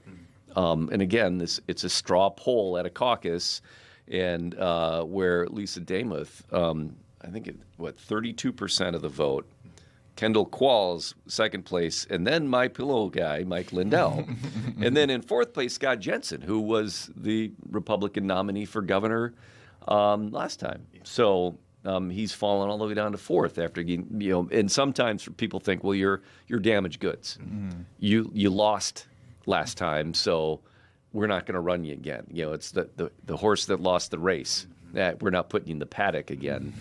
But, who knows? I mean, there's some people Kendall Qualls ran before, and he's running again, but he didn't get the nomination. But so it's it's hard to say what can happen between now and then, but we got a sense where the electorate's, what they're feeling. Sure. Caucus is basically like the political version of those old, like, do you like me? Yes. Yeah. Or no, no. It's that you used to pass in elementary school. It's kind of like the political version of that. Rob, I don't know how familiar you are with Lisa and Kendall, but what do you think, in your opinion, makes them appealing to Republican Well, voters? they both have, and Kendall Qualls has done a lot to kind of get around the state and get out there and be visible and meet a lot of people and raising money. I mean, he's a conservative businessman, that has, and Lisa Damuth is as well. She had a small business before she got into politics. And so both of them will talk about those conservative values, Christian values, business values, and that, always resonates, with the Republican side of the aisle. And so I think they both have things that can appeal. And I thought maybe it'd be a little bit tighter because I guess he got 25% of the vote to her 32%. So I guess it's not, I thought it'd be tighter than that. But I mean, we can see what can happen. Lisa Damuth, though, risen to a position of leadership at the Capitol. As she was a minority leader before then coming into the shared power agreement to become Speaker of the House. So, that has put her in a really, again, wielding some of the power, as it were, in the party, and certainly gotten a lot of visibility for that. So, I mean, I think a lot of people like her. Mm-hmm. She's very pointed in, which is what politics has become, with everything, say, that Governor Walz does. She issues a statement that's very, very kind of filled with some of the messaging that you sort of come to expect. I don't know what you call that, but it's vitriol. A little bit. Yeah. I mean, I'm trying to say this in a way that's not, I'm not trying to be insulting. I'm just trying to say that it's sort of the way the political discourse has become, which is just insults or attacks back and forth. Right. Even before the election season has really begun in earnest. And so, but so there's a lot of that. I mean, she speaks very, very firmly and very, loudly, and even on social media, and that certainly attracts a lot of attention too. People that like her conviction and strength, I guess, and so I think she's a very intriguing candidate. Yeah, and if it is, in fact, her, Lisa Damuth, and Amy Klobuchar that get the nominations, Minnesota, unless it's an independent candidate, of course, will be guaranteed its first woman governor, something that Minnesota's never seen before. So we're on the precipice of history here in the state, which I think is pretty cool and should be exciting. And that is really interesting, and I hadn't thought of that until you mentioned it to me earlier, that, I mean, if it's Damuth versus Klobuchar, you're guaranteed to make history no matter who wins with the first female governor of the state. We've had female lieutenant governors. Yeah. That has become this tradition. I mean, I think it started in the. I'm trying to remember who the first one to do that was. It was in the 80s, I believe. I'm just blanking on his name now. I can totally see him. And then it sort of it didn't become, like a mandate or anything. It just sort of became tradition, and for a lot of people, it's a welcoming tradition because it's not just the boys' club. Sure. Al Q. Thank you. Quee. Al Quee. Al Quee. But to get to the point with a female governor, and, it'd be nice to get to the point where people don't even have to make a point that, hey, it's the first female. It's just like you don't even think about it, right? Of course. Right. Of course. Like, we don't ever point out, hey, that company has a female CEO. Yes. No, it's like, who's the CEO? And it's just, it's just so, but, this has been a ceiling that's been slower to break. And so it'll be interesting. But, I don't know. It should be a fascinating election year. And because you just don't know where these variables are going to go with what's happening in the Twin Cities right now. the way people in the metro area feel about Operation Metro Surge. Very different feelings in rural Minnesota. And, you know, I talked to Angie Craig, who's running for Senate, about this because Dakota County, you know, her district is very purple.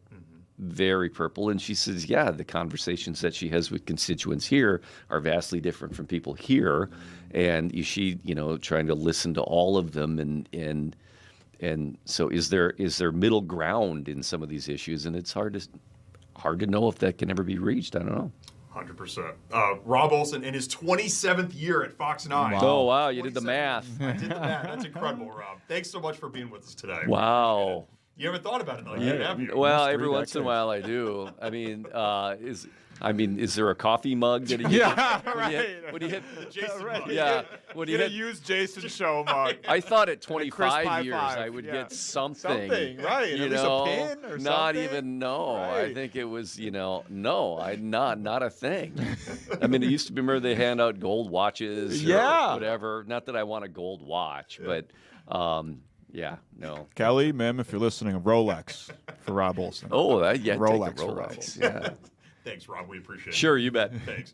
We are going to have the biggest news of the day. Borders are Tom Homan announcing 700 less federal agents in the Twin Cities, leaving 2,000 here. We're going to be playing back his press conference almost in its entirety coming up I'm next. pretty sure that'll pretty much take us to the 5 o'clock news. More afternoon shift coming up in just a second.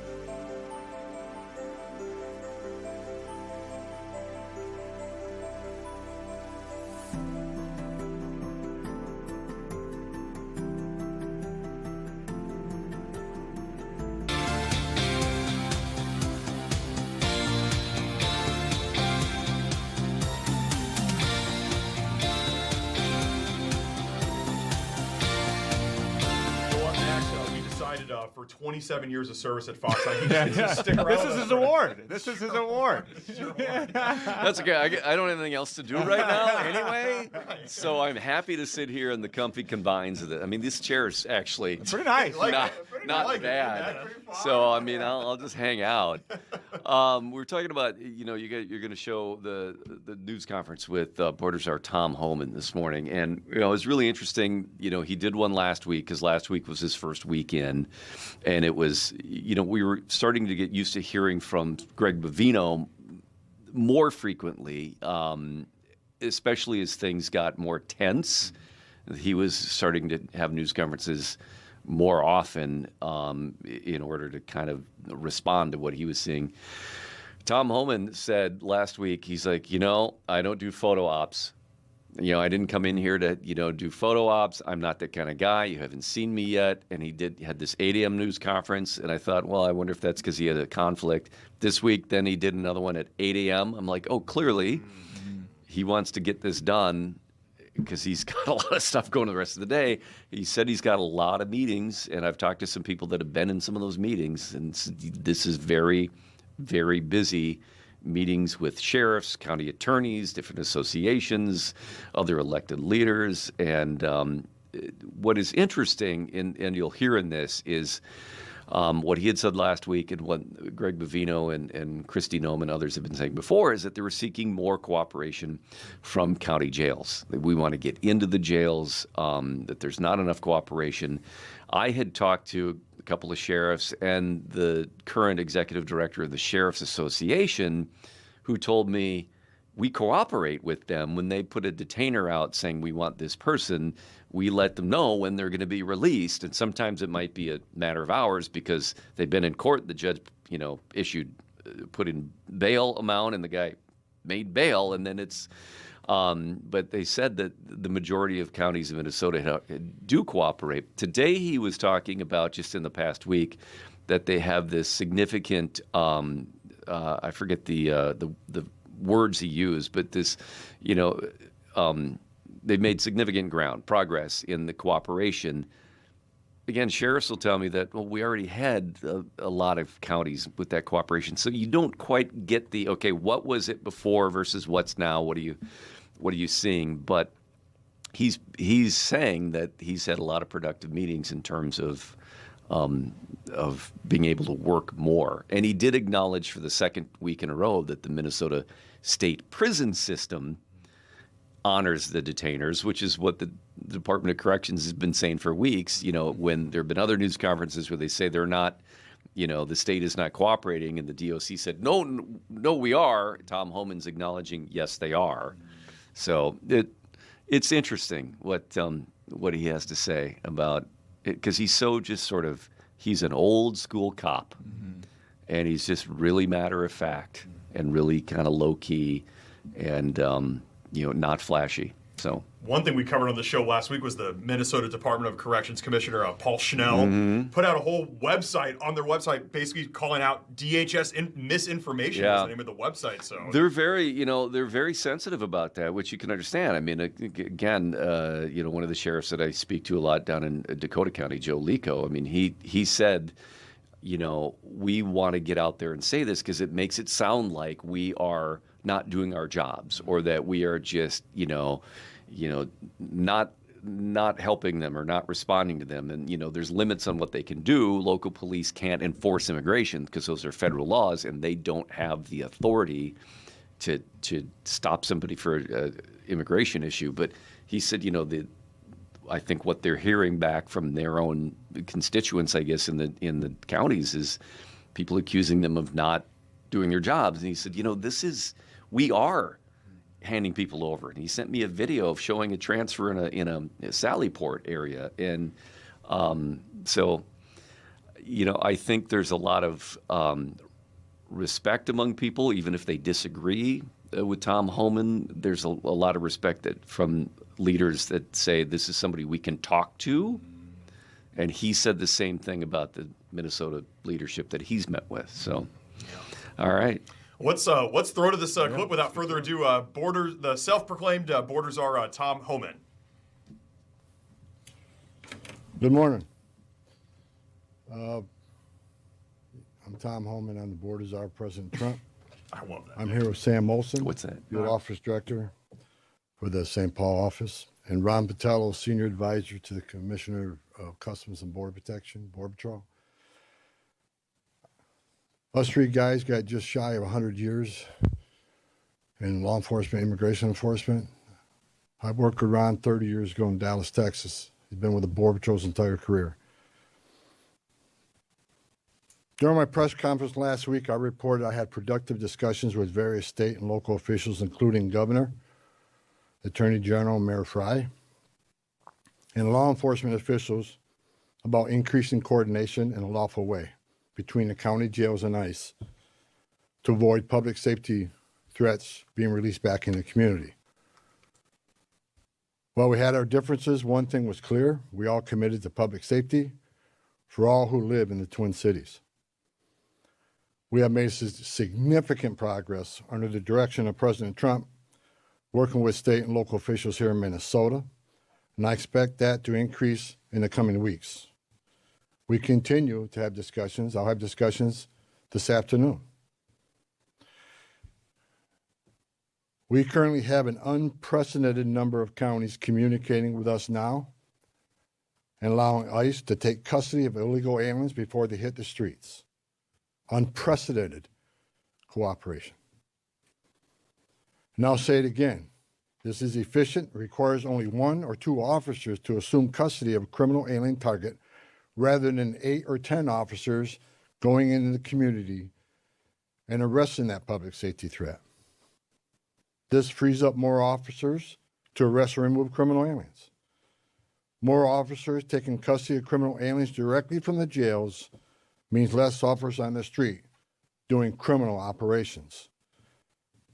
This is smart law enforcement, not less law enforcement.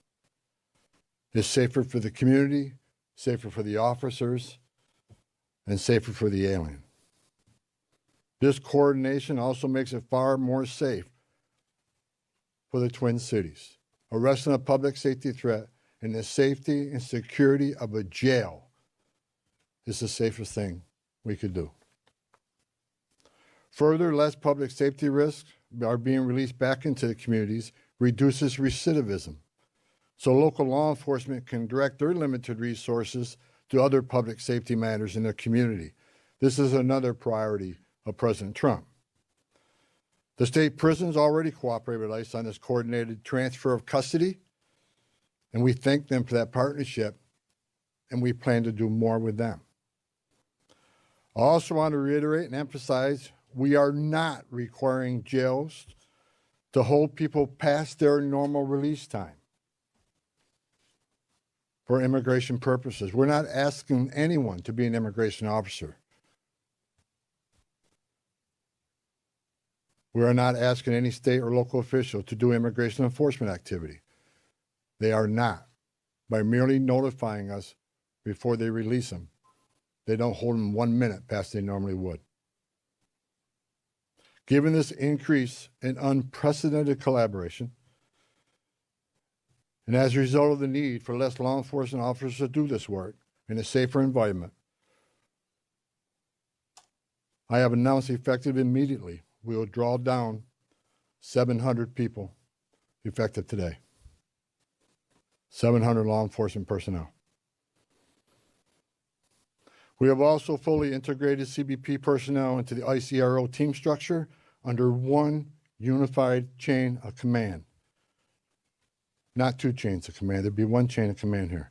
Any large enforcement operation I've ever been involved with, there's 1 chain of command, and that's where we're moving forward. During my press conference last week, I announced that moving forward, ICE will be conducting targeted immigration enforcement operations, like ICE has traditionally done for decades, based on reasonable suspicion to question and detain. ICE will conduct these operations and transnational criminal organization investigations with a focus on national security and public safety. I want to be clear. Just because you prioritize public safety threats don't mean we forget about everybody else. We will continue to enforce the immigration laws in this country. To help execute this, we have developed and implemented a multi-agency surge task force with an operational framework that clarifies lines of effort, integrated enforcement, investigative and special response efforts.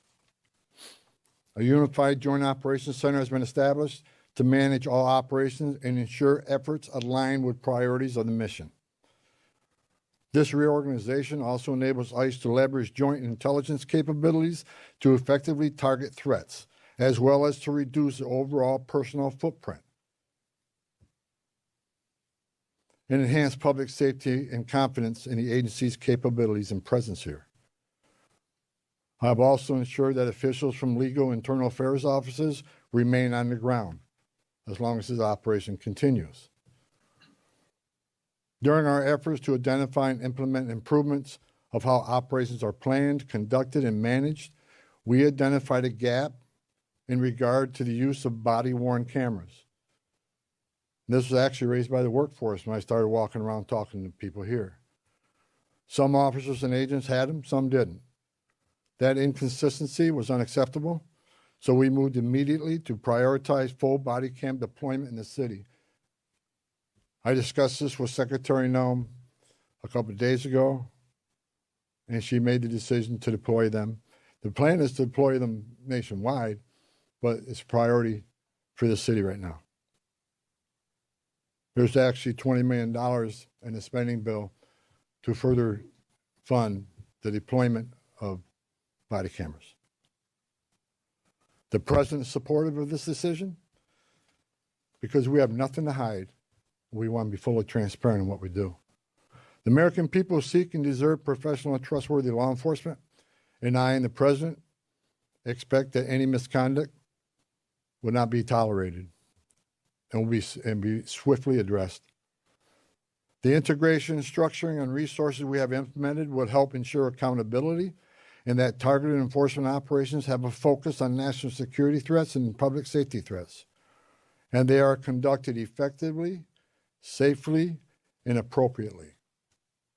Again, this is smarter enforcement, not less enforcement. For those who are not a national security threat or public safety risk, you are not exempt from immigration enforcement actions. If you're in the country illegally, you are not off the table.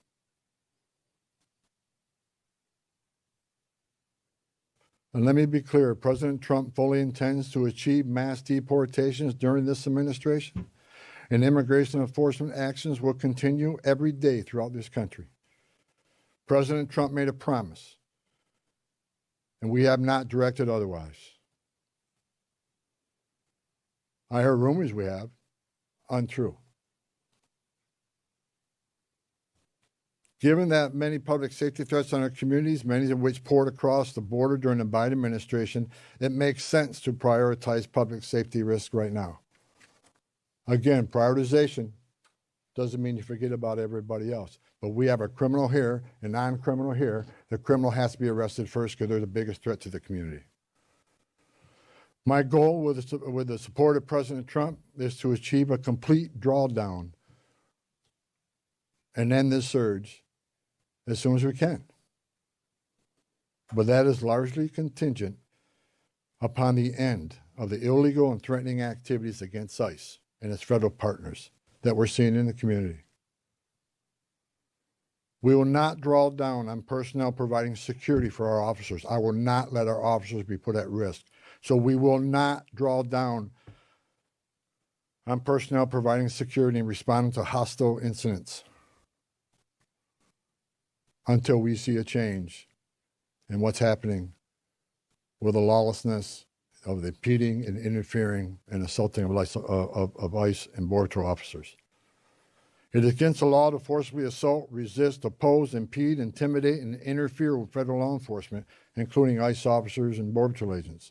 Doxing law enforcement to threaten them and their families because they're executing their sworn duties to enforce immigration law that Congress passed is unacceptable. And it's shameful and incomprehensible to me that this unlawful and threatening behavior is being tolerated by anyone. As far as what I saw yesterday with the roadblocks being set up, you're not going to stop ICE. You're not going to stop Border Patrol. The only thing you're doing is irritating your community and want to go get groceries or pick their children up or whatever. I talked to the chief of police, and he committed to taking swift action on those illegal roadblocks. They're illegal. We shouldn't tolerate them. Again, a complete drawdown is going to depend on the cooperation, continued cooperation of local and state law enforcement and the decrease of the violence, the rhetoric, and the attacks against ICE and Border Patrol. The federal law enforcement personnel, ICE and CBP and other partner agencies are patriots. and they've carried out their duties patriotically, with integrity, with professionalism and compassion. I've said this many times, these men and women don't hang their heart on a hook when they come to work. President Trump and I strongly stand with them in the critical work they do to prevent harmful or otherwise dangerous people from entering or remaining in this country. As part of the surge operation here, numerous criminal aliens have already been arrested. We've arrested 14 people who had homicide convictions, 139 people with sex-related offenses, 28 gang members. Correct me, 139 assault convictions, 87 sex offenses, 28 gang members have been arrested, just to name a few. We're taking a lot of bad people off the street. Everybody should be grateful to that. Who in their right mind would want these dangerous criminals walking around their communities? Everyone has a constitutional right to peacefully protest. President Trump and I, we completely support that. At the same time, professional law enforcement officers should and need to be able to perform their sworn duties without being harassed, impeded, or assaulted. I want anyone to report instances of alleged misconduct or wrongdoing. There's a way to report that. The Trump administration is taking violations of 18 U.S.C. 111, which is assaulting, impeding, interfering. We're taking that seriously. If you violate the law, you will be federally prosecuted. In the past month, 158 people have been arrested for violation of 111. 85 cases have been already accepted for prosecutions. The rest remain pending. We've had 9 indictments of those who raided the church, and additional cases are being worked. Additionally, I've been saying this for almost a year now. Hateful, extreme rhetoric against ICE personnel is completely unacceptable. Please stop. I said back in March of this year, if the hateful rhetoric didn't stop, I was afraid there would be bloodshed. And there has been. President Trump and I, Secretary Noem, none of us want to see any bloodshed. It is no doubt encouraging and inciting certain people to violate the law, wanting to harm and actually harm law enforcement and their families is unacceptable. I want to say I appreciate the discussions had with the governor, Mayor Fry, and the Attorney General. We've had frank, honest discussions. We don't agree on everything, but we do agree on the need for public safety. And we do agree that ICE has a role to enforce the immigration laws of this country. I would implore the governor and the AG and the mayor and other political officials to urge in the most strong and urgent way to ask for calm in the community and to end the resistance, the impediment, the interference, again, protest.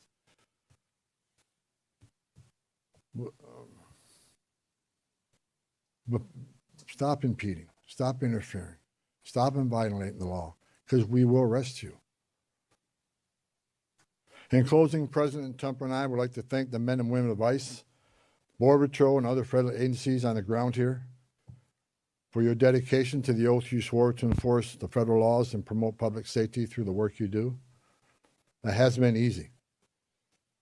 I know the sacrifices you made. I know the sacrifices your families make. I know your families worry about you every day. I know you've been away from birthdays and anniversaries and holidays. I appreciate every one of you. I wore that green uniform. I love the United States Border Patrol. I was an ICE agent. I know the job you have. I know the tragedies you've seen. The president is with you.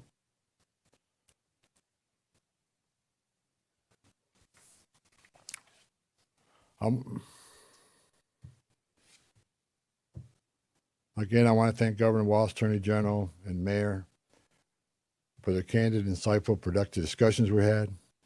Again, I'm not saying we agree on everything, but I think we all already accomplished great things in Minnesota. I am optimistic we will achieve even more in the coming days to make this city safer. That was Border Czar Tom Homan earlier today at bright and early at 8 a.m. 8 a.m. Yeah, and I think he was just talking there about, again, continuing to say bring down the temperature. And what he's talking about is the folks that are following, the observers, they get noisy. And purposely that they're trying to, they're trying not to impede them, but they're trying to make doing their job, maybe more challenging in terms of the environment that it's done in. And he's saying that's got to come down so that we can get more done quickly and be out of here. Yeah. So much news that we were able to cover today on the afternoon shift, Max, and we'll be back at it again tomorrow. Not with Rob, I don't think, unless we bring him back on. I don't know. It seems like a pretty good third host. Yeah, just incorporate him in every show. I don't know where I'm going to be tomorrow, so I'd love to, but I mean, I could be. I don't know. I have no idea. Yeah. We'll be back here same time, same place tomorrow. Yes. 5 o'clock news is coming up next. It is, and it's only streaming the 5 o'clock news. By the way, if you want to watch NASCAR, that's on your main television. So stick here if you want to stream with Tim and Simone. And Max, we'll see you tomorrow. I'll see you tomorrow, Adam. Yes. I'm Max Fuller. Adam Lorenz. We'll see y'all tomorrow. I keep forgetting which camera it is.